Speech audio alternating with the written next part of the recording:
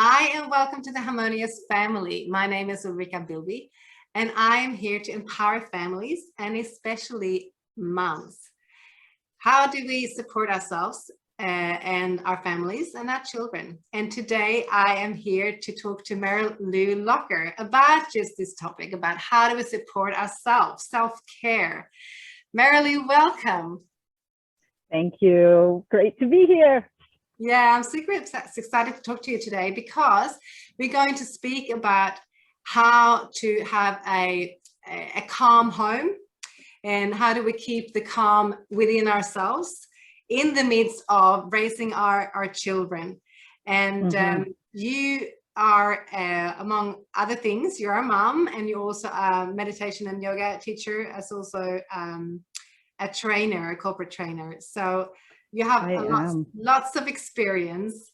And yeah, why don't you tell us a little bit more about this that you call calm? What is it? And how can we incorporate that into our everyday life as parents? Sure. Well, calm was developed over the past 25 years of my professional and my family life, because it did all start with me having panic attacks. So just to talk a little bit about the origin of calm, I was not a mom yet, and I was working as a consultant in Boston at a new client in a new situation by myself, and got a phone call that my dad had a heart attack in Florida, 1,500 miles away, and was now in hospital, and I couldn't breathe. I felt like there were bricks on my chest. So that started me on this path of meditation and yoga. And so it's been an interesting year with the COVID pandemic affecting our breath. So calm actually begins with this C. Each letter in the calm acronym, if you will, gives us a prompt. And so this first part of calm is to come back to centering breath, to conscious breath awareness. The A is about acknowledging what's going on and how we're feeling in this given moment. Acknowledging that emotion without judging it can be something that takes a lot of training. And then the L part of the calm is about learning from each experience that we have and choosing whether we want to let go or whether we want to just let be for now.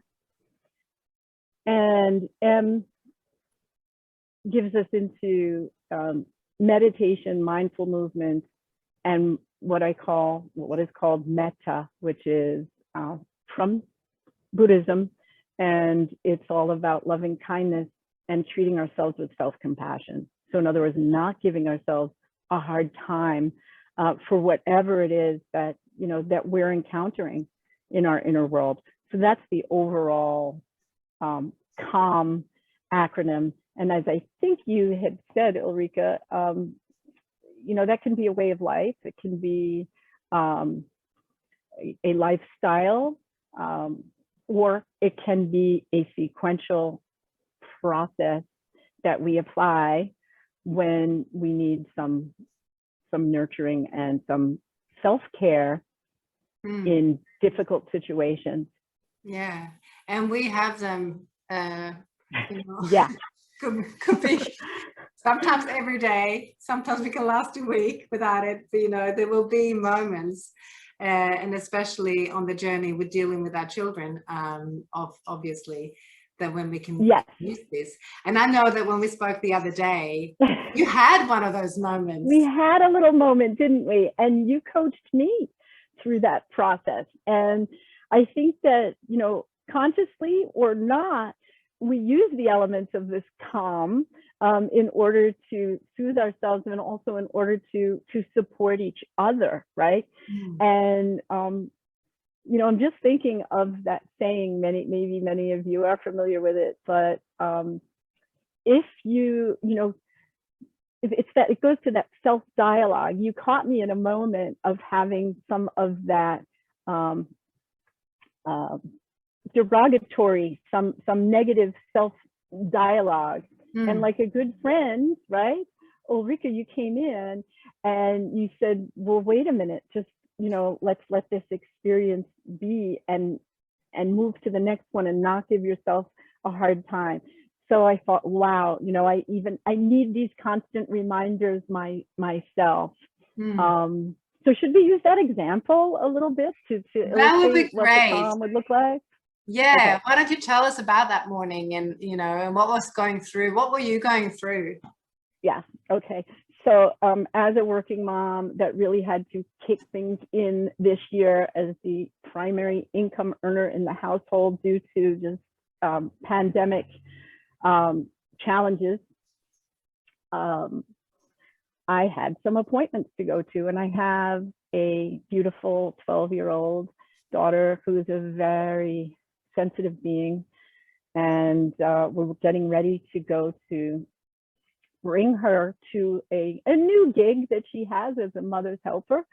And so she couldn't find the right clothing to wear, not to get into too much detail, but started having a fit.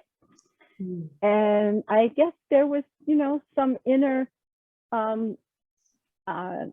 urgency, anxiety. We had an appointment, you know, to go to, and things spiraled downward from there, because as I think, you know, when somebody's having an emotional outburst around you, it can be very easy to become involved, to get sucked in to this.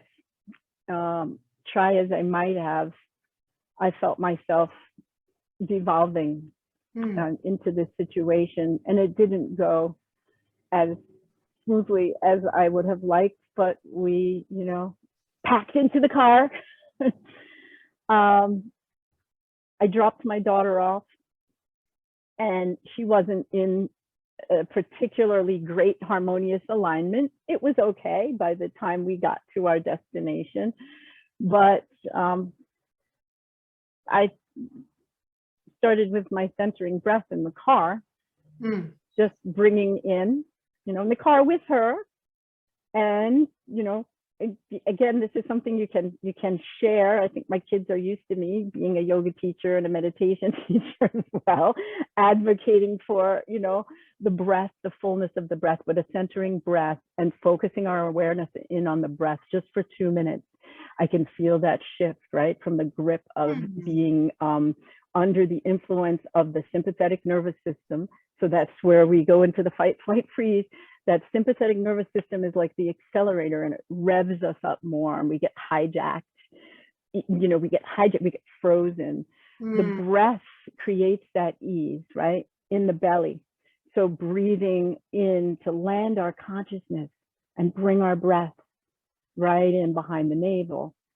So that's what you did then. But how did you feel? Like now, I wanted that to go away, you know. So the A, thank you. So it brings us right, the A part.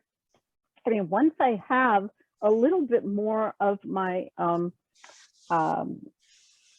self awareness through the breath, I've created that critical space so that I can really pinpoint how I feel. Because how was I feeling? You know, it's difficult, right? A lot of times we want to bypass. We just know we don't feel good. Yeah, it doesn't feel good, and I need to get to work. I need to get to my appointment. You know, and when I really sat with that, and I have a list of 500 feeling words. I didn't whip it out while I was driving, but the feeling was that guilt. It was that guilt of being a mother, right?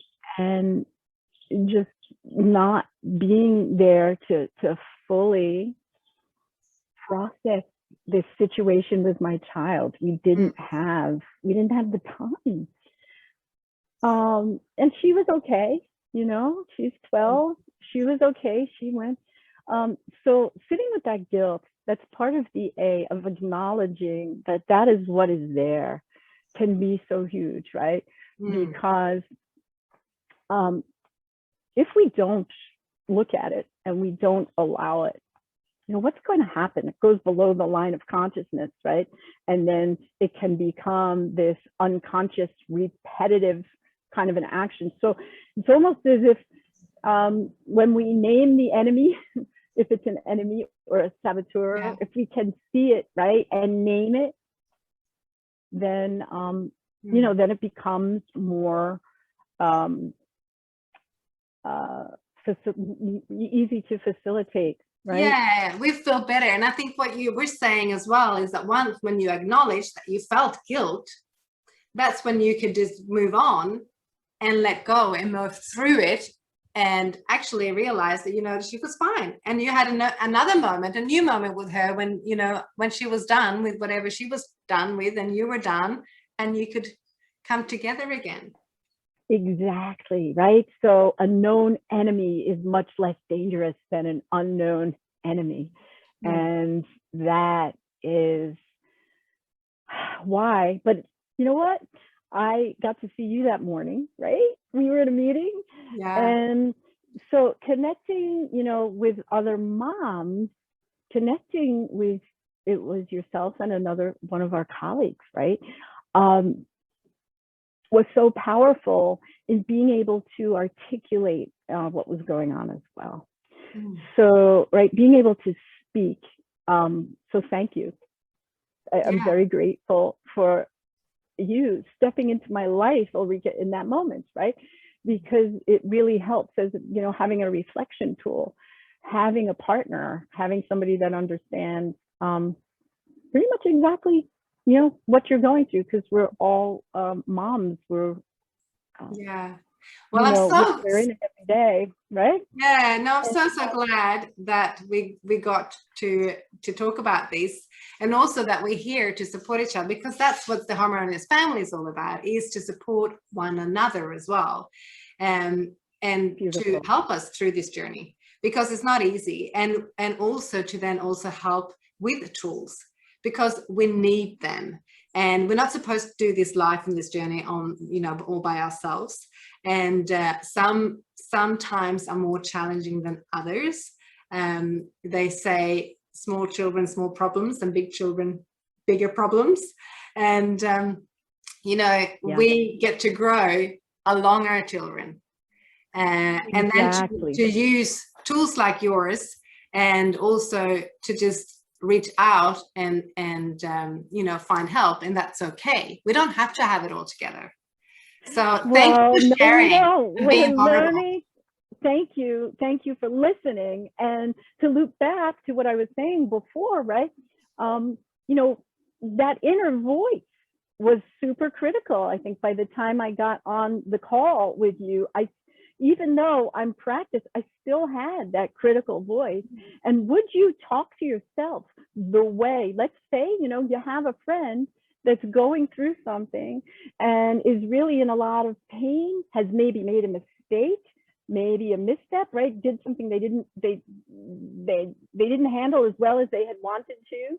What would you say to that person? You wouldn't say to your best friend, like, you really messed that up, honey. You know, you failed as a mother right there, right? But yet that's what we say to ourselves.